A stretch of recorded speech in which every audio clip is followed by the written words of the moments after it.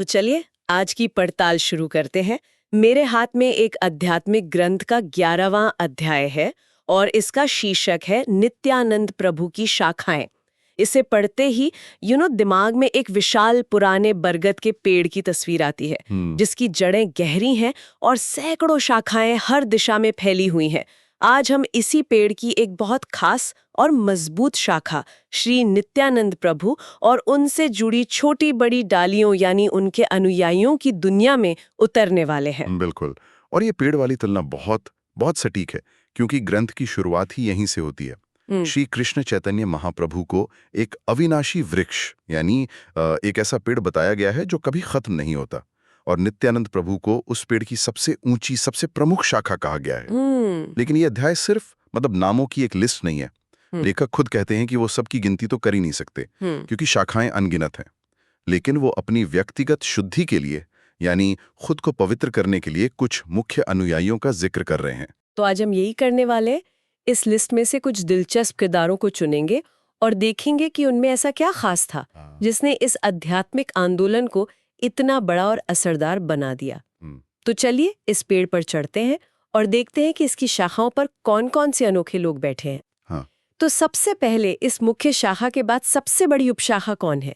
किसका जिक्र सबसे पहले आता है? सबसे पहला और सबसे दमदार जिक्र है वीरभद्र गोसाई का। अच्छा, उन्हें सिर्फ एक उपशाखा नहीं बल्कि इस पूरी व्यवस्था का मुख्य स्तंभ कहा गया है। मुख्य स्तंभ। हाँ, और उनके बारे में जो लिखा है वो बहुत दिलचस्प है।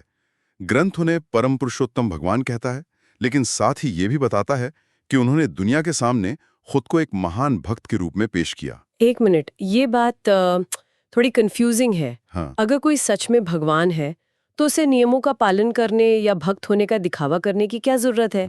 क्या ये एक तरह का पाखंड नहीं लगेगा? बहुत अच्छा सवाल है, और ग्रंथ के हिसाब से ये पाखंड नहीं बल्कि सबसे ऊंची लीडरशिप है।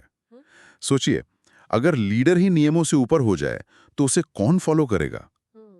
ग्रंथ कहता है कि वीरभद्र गोसाई सभी वैदिक नियमों से परे थे, फिर भी उन्होंने पूरी सख्ती से उनका पालन किया। अच्छा। बाहर से वे विनम्र दिखते थे, लेकिन भीतर से उन्हें अपनी असलियत पता थी। ये एक आदर्श स्थापित करने जैसा है। अगर आप चाहते हैं कि लोग नियमों का पालन करें तो सबसे पहले आपको खुद करके दिखाना होगा, भले ही आप उन नियमों से कितने ही ऊपर क्यों ना हो। अच्छा, तो ये एक तरह से लीडिंग बाय एग्जाम्पल वाली बात है। अपनी शक्ति का घमंड दिखाने के बजाय उन्होंने विनम्रता का रास्ता चुना ताकि लोग उनसे जुड़ सकें। एकदम सही। और ग्रंथ के अनुसार इसी वजह से उनका प्रभाव इतना गहरा था। लिखा है कि उन्हीं की कृपा से आज दुनिया भर के लोगों को चैतन्य और नित्यानंद के नाम का जाप करने का मौका मिला है। इससे साफ है कि वे सिर्फ एक अनुयायी नहीं थे, बल्कि इस आंदोलन को आगे बढ़ाने वाली एक केंद्रीय शक्ति थे। ठीक है, तो वीरभद्र तो हो गए एक तरह से इस शाखा के मुख्य प्रबंधक, लेकिन उनके साथ की कोर टीम में कौन था? उनका इनर सर्कल कह सकते हैं, जो हमेशा उनके साथ रहते थे। उनके सबसे करीबी लोगों में दो नामों का जिक्र प्रमुखता से आता है, श्रीराम दास और गदाधर दास। और दिलचस्प बात यह है कि जब चैतन्य महाप्रभु ने नित्यानंद प्रभु को प्रचार के लिए बंगाल भेजा तो इन दोनों को उनके साथ भेजा गया था। ओह, ओके। इसलिए कभी इनकी गिनती चैतन्य के भक्तों में होती है तो कभी नित्यानंद के। ये दिखाता है कि ये आंदोलन कितना आपस में जुड़ा हुआ था। कोई सख्त बंटवारा नहीं था कि ये मेरा भक्त वो तेरा भक्त। और इन लोगों के बारे में कुछ बहुत ही यादगार डिटेल्स दी गई हैं, छोटी छोटी बातें जो उनके कैरेक्टर को जिंदा कर देती हैं। जैसे रामदास के बारे में लिखा है कि उन्होंने 16 गांठों वाली एक छड़ी से बांसुरी बनाई थी। ये कोई मामूली बात नहीं लगता। ये तो कोई बहुत बड़ा कलाकार या कोई चंचल स्वभाव का इंसान ही कर सकता है। बिल्कुल, ये डिटेल उनके ग्वाल बाल वाले स्वभाव की तरफ इशारा करती है। और गदाधर दास जो हमेशा एक गोपी के भाव में डूबे रहते थे, वो खुद को कृष्ण की प्रेमिका समझते थे। ग्रंथ में एक घटना का जिक्र है कि उनके घर पर नित्यानंद प्रभु ने दान के लिए लीला का मंचन किया था। दान के लीला, इसका क्या मतलब है?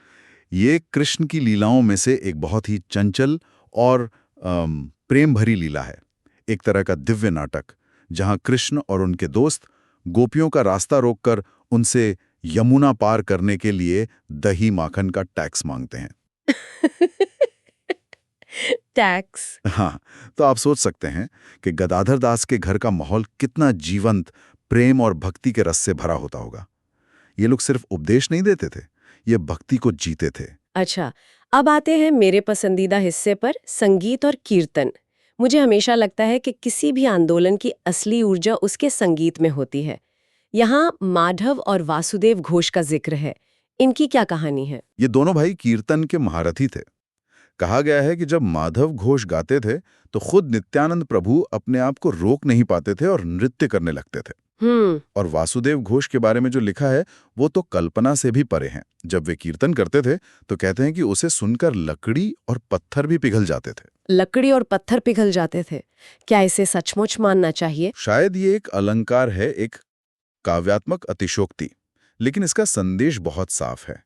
उनकी आवाज और भक्ति में इतनी गहराई, इतनी भावना थी कि वो जड़ चीजों पर भी असर डालने की ताकत रखती थी। ये उस दौर में कीर्तन के महत्व को दिखाता है। ये सिर्फ मनोरंजन का साधन नहीं था, बल्कि आध्यात्मिक बदलाव लाने वाला एक बहुत शक्तिशाली जरिया था। ठीक है, यहाँ से मामला और भी दिलचस्प होता जा रहा है। कुछ अनुयायियों के बारे में जो बातें लिखी हैं वे तो सचमुच हैरान कर देती हैं। जैसे मुरारी नाम के एक भक्त हैं जो अपने आध्यात्मिक जोश में कभी-कभी बाघ के गाल पे थप्पड़ मार देते थे या जहरीले सांप के साथ खेलते थे। एक मिनट, क्या मैंने सही पढ़ा? बाघ के गाल पे थप्पड़ मारना? मतलब आज के जमाने में तो ये सीधा वायरल हो जाता भाई। ये किस तरह का आध्यात्मिक जोश था? आपका रिएक्शन बिल्कुल सही है। इसे समझने के लिए हमें एक खास संदर्भ को समझना होगा। ग्रंथ बार बार बताता है कि नित्यानंद प्रभु के सभी सहयोगी पूर्व जन्म में व्रजभूमि में कृष्ण के ग्वालबाल यानी सखा थे। अच्छा, ग्वालबाल। हाँ, ग्वालबालों का स्वभाव कैसा होता है? चंचल, निडर और कृष्ण के प्रेम में पूरी तरह डूबे हुए। मुरारी का ये अजीब व्यवहार उसी दिव्य उन्माद का एक रूप माना जा सकता है। ये एक ऐसी आध्यात्मिक अवस्था है जहां भक्त भगवान के प्रेम में इतना खो जाता है कि उसे बाहरी दुनिया के खतरों का, डर का कोई होश ही नहीं रहता। अच्छा, तो ये एक तरह का आध्यात्मिक परमानंद है जहां दुनिया के सामान्य नियम, कायदे और डर खत्म हो जाते हैं। और ये ग्वाल बाल वाली पहचान बार बार आती है ना? जैसे परमेश्वर दास को 5वां गोपाल और महेश पंडित को 7वां गोपाल कहा गया है। तो ये सिर्फ एक टाइटल नहीं था, बल्कि उनके पूरे कैरेक्टर का डिस्क्रिप्शन था। बिल्कुल, ये 12 गोपालों की एक पूरी परंपरा थी। ये पहचान उन्हें सीधे कृष्ण की लीलाओं से जोड़ती थी। इससे ये संदेश भी जाता था कि चैतन्य और नित्यानंद की लीलाएं कोई नई चीज नहीं है, बल्कि ये कृष्ण की व्रज लीला का ही नया रूप है। ये अनुयायियों को एक बहुत गहरी और ऐतिहासिक पहचान देता था कि वो किसी नए नए बने समूह का हिस्सा नहीं, बल्कि एक सनातन परंपरा की कड़ी हैं। तो क्या सभी भक्त ऐसे ही वाइल्ड और उन्मादी थे, या फिर इस आंदोलन में कुछ शांत और सुलझे हुए लोग भी थे? क्योंकि हर कोई तो बाघ को थप्पड़ नहीं मार सकता।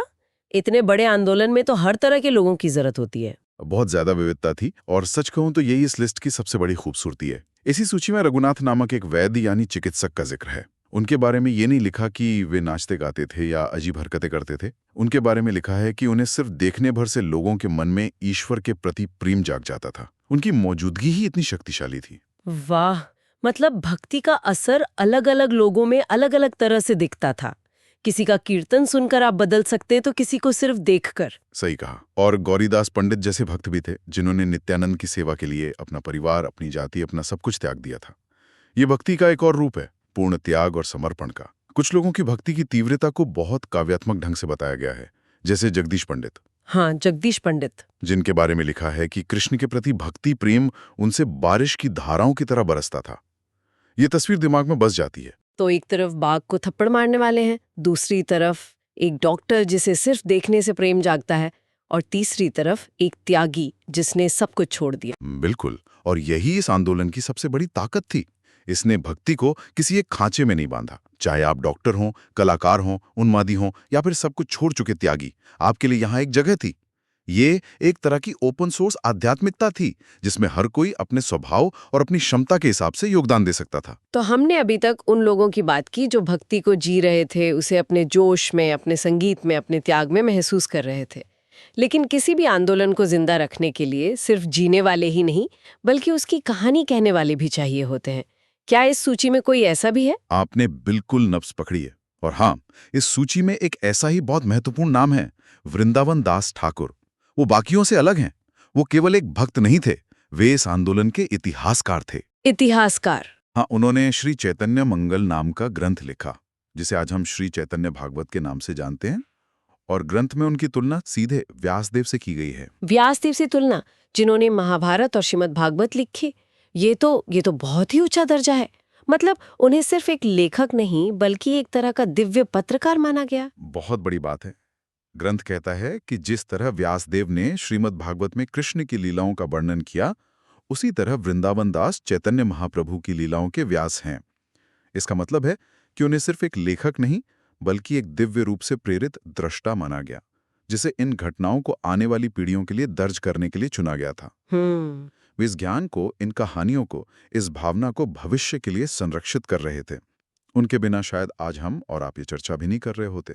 तो एक तरफ ऐसे लोग हैं जो भक्ति का अनुभव कर रहे हैं, और दूसरी तरफ वृंदावन दास जैसे लोग हैं जो उस अनुभव को दर्ज कर रहे हैं ताकि वो समय के साथ खो ना जाए। ये तो किसी भी आंदोलन के टिके रहने के लिए बहुत जरूरी है। एकदम सही।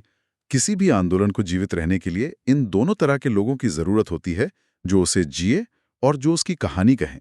वृंदावन दास ने कहानी कहने की जिम्मेदारी निभाई। तो इस पूरी चर्चा का सार क्या निकलता है? अगर हमें इस पूरे अध्याय को समेटना हो तो मुख्य बातें क्या होंगी? हमने देखा कि कैसे नित्यानंद प्रभु चैतन्य रूपी पेड़ की एक विशाल शाखा हैं और उनसे निकली उपशाखाएं यानी उनके अनुयायी अनगिनत हैं। इन अनुयायियों में जबरदस्त विविधता है। कोई उन्मादी भक्त है, कोई शांत वैद्य, कोई त्यागी, कोई गृहस्थ और कोई इतिहासकार। और इन सब की भक्ति में एक गहरा, भावनात्मक और कभी-कभी तो होश उड़ा देने वाला तत्व है। और इन सब में सबसे महत्वपूर्ण बात यह है कि ये एक बंद क्लब नहीं था। अच्छा। अगर हम इसे बड़ी तस्वीर से जोड़कर देखें तो ग्रंथ का अंत इस पूरे नेटवर्क का असली मकसद साफ करता है। उसमें लिखा है कि इन सभी भक्तों ने कृष्ण प्रेम के पके हुए फल अपने संपर्क में आने वाले सभी लोगों में बांटे। उनके पास कृष्ण और कृष्ण प्रेम को किसी को भी देने की असीमित शक्ति थी। तो ये सिर्फ अपनी मुक्ति या अपने आनंद की बात नहीं थी, ये उसे फैलाने की, बांटने की बात थी। एक तरह का आध्यात्मिक वितरण नेटवर्क। बिल्कुल। तो ये सूची केवल कुछ नामों का संग्रह नहीं है, बल्कि ये एक आध्यात्मिक आंदोलन के तेजी से फैलने की कहानी है, जो समर्पित लोगों के एक विविध नेटवर्क के जरिए मुमकिन हुआ। हर शाखा और उपशाखा उस प्रेम के फल को और आगे तक पहुंचा रही थी, जिससे वो पेड़ लगातार बड़ा होता गया और फैलता गया। यह अध्याय तो इन पुराने अनुयायियों के नामों और गुणों पर ध्यान देता है, लेकिन इसे पढ़कर दिमाग में एक सवाल आता है। अगर आज के समय में किसी बड़े विचार या आंदोलन का ऐसा पेड़ बनाया जाए तो उसकी शाखाएं कैसी दिखेंगी? हमारे समय के वीरभद्र, मुरारी और वृंदावन दास कौन होंगे, और आज के किसी बड़े विचार के प्रति उनकी भक्ति या समर्पण के अनोखे रूप क्या होंगे?